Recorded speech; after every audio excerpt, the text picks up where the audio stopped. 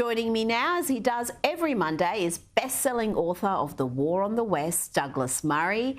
Douglas, plenty to get through today, and I want to start with what centre-right politicians in Australia and the UK could learn from the success of the Florida Governor, Ron DeSantis. He has just really seized the opportunity in defending traditional values.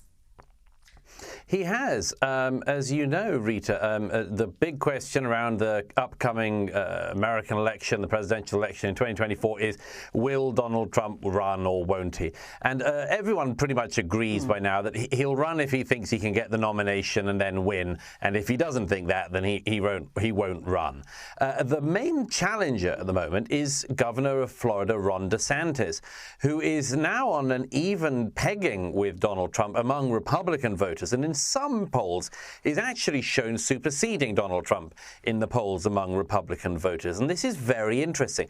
Ron DeSantis is rather disturbingly, for me, almost exactly my own age. He's wildly accomplished, over-accomplished. He's been an extraordinary governor of Florida.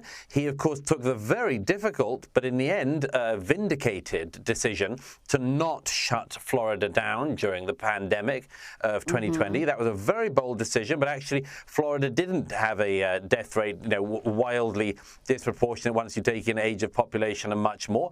Florida, therefore, has actually boomed in the last couple of years when most of the rest of the world has been a kind of stagnation at best. But of course, Ron DeSantis has also had other victories. He stood up to woke corporate. He stood up for traditional values in schooling. He stood up against gender nonsense being taught in the classrooms and being told that everyone has got 1,000 genders and they're growing by the minute. And there are various other things he's done like that. He stood up against critical race theory. And I think this is very interesting. We talked last week, among other things, about Kemi Badenoch in the UK.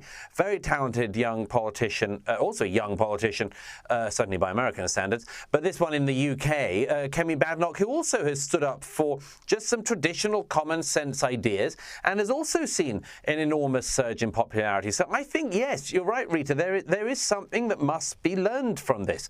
In Australia, apart from anything else.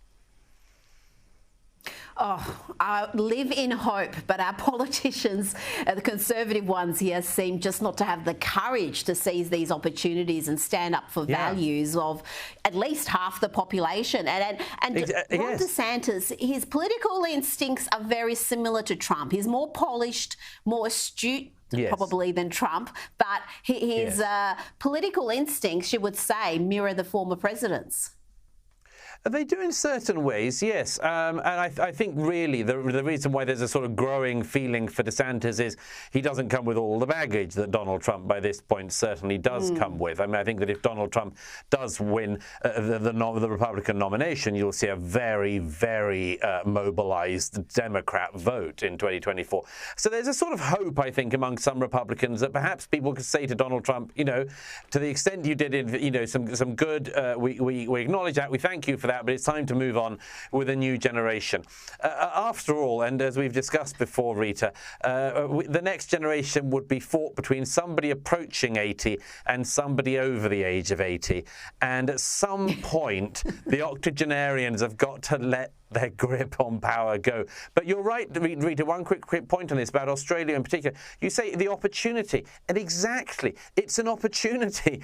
It's not like any of these sort of common sense ideas that we all believed till yesterday are sort of wildly fringe. I mean, they are fringe in parts of the media, as we know. They are fringe in parts of the sort of chattering classes.